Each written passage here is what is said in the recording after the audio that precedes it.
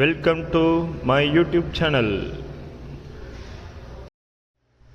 ஆண்டவராகிய இயேசு கிறிஸ்துவின் நாமத்தினாலே உங்கள் யாவருக்கும் என் அன்பின் வாழ்த்துக்கள். இன்றைய கர்த்தருடைய வார்த்தை, தேவன் மூன்றாம் நாள் படைத்தவை. பின்பு தேவன் வானத்தின் கீழே இருக்கிற ஜலம் ஓரிடத்தில் சேரவும் வெட்டாந்தரை காணப்படவும் கடவுது என்றார்.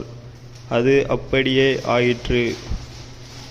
ஆதியாகமம் 1:9.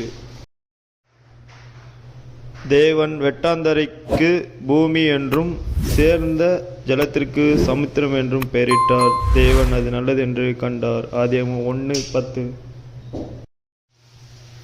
அப்பொழுது தேவன் பூமியானது புல்லையும் விதையை பிறப்பிக்கும் பூண்டுகளையும் பூமியின் மேல் தங்கள் விதைகளையுடைய கனிகளையும் தங்கள் ஜாதியின்படியே கொடுக்கும் கனி விருட்சங்களையும் முளைப்பிக்க கடவுது என்றார்.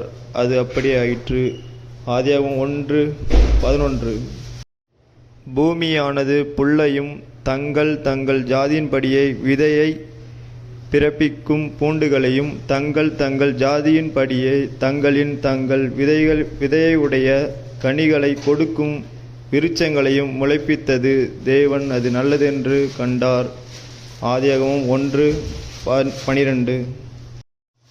சாயங்காலமும் விடியற்காலமாகி மூன்றாம் நாள் ஆயிற்று. ஆதியாகமம் 1:13.